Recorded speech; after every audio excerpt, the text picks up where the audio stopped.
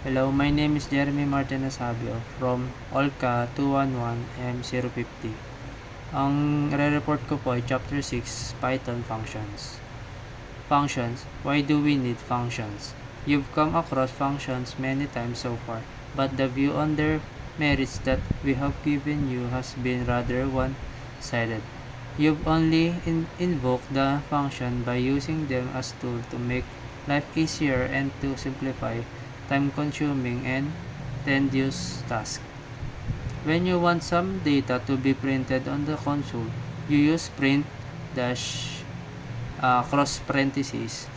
When you want to read the value of variable, you use input close parentheses, coupled with either int close parentheses or float close parentheses. You've also made use of some methods which are in fact function but declared in a very specific way. Now you learn how to write your own function and how to use them. Will write several functions together, from the very simple to the rather complex, which will require you focus and attentions. Ang sinasabi niya po dito ay ganito. Yan. Nagganon na rin po ako. Ito yung naggano po ako ng mga functions to. Yung tatlo. Tapos nilagay ko po dito now yung number lang po, number 1 tas number 2. Ipagpa-plus lang po natin, maglalagay lang po tayo ng random numbers. 4 plus 7. Tapos yung Python na po yung magkakalculate. So magiging 11 po. 4 plus 7. Ayun po yung halaga po ng functions na nilalagay po natin. Results slash equal number plus number 2. Return result para po magsasagot din po siya na kung ano yung sagot po, kaya result. Ayan, kaya po gagamit po tayo ng mas madali, parang may calcu ka.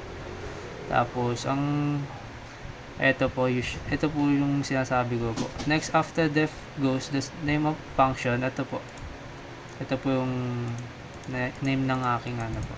Ayan, functions. The rule naming function are exactly the same as naming variables. After the function name, there's a place for parentheses. They contain nothing here, but that will change soon.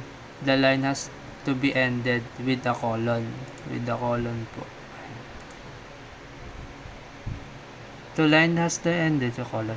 The line directly after that begins the function body.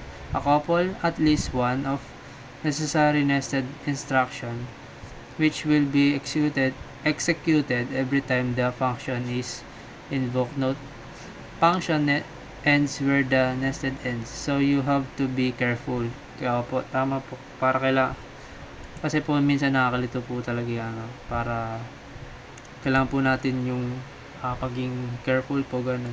Kasi isang mali nyo lang po, hindi po siya mag-function po. Tapos nakakalito rin. Ayan. We're ready to define prompting function. We'll name it message here. It is def message po. Ayan, para po kami. Ayan, def. And print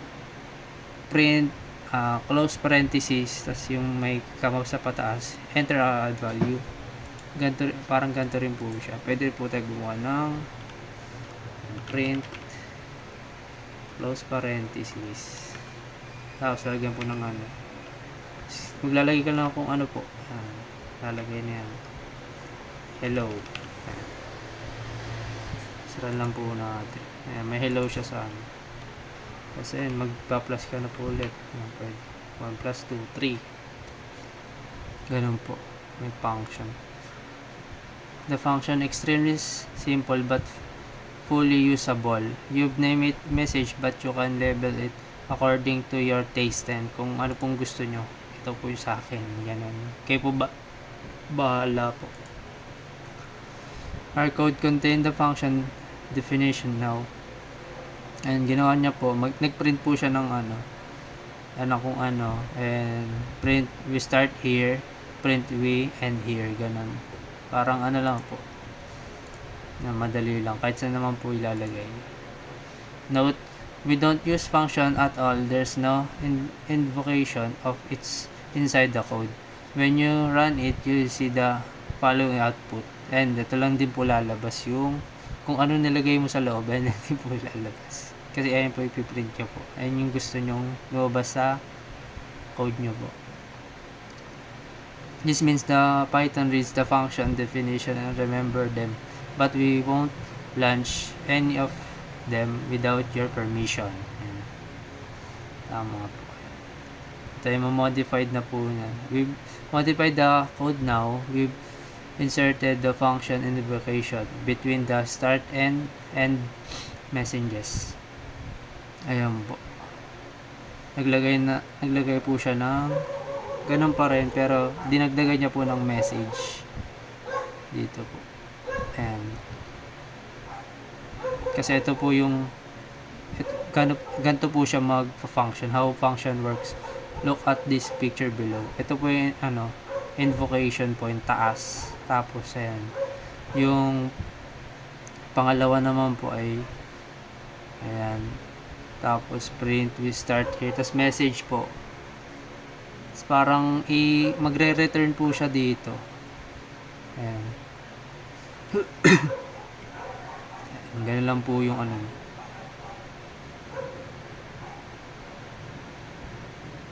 So ito naman po ang madali. Ayan, parang nagre-return lang din po siya. Sumasagot lang din po. Ayan. Kasi ganun lang din po sila. Mixer code and nagano na po.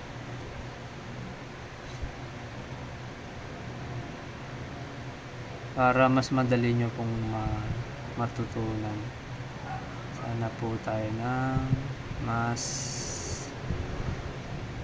okay. Ayan po yung ginagawa ng functions. Nagawa po ko ng mga variables, ganun. Ang mas madaling ituro para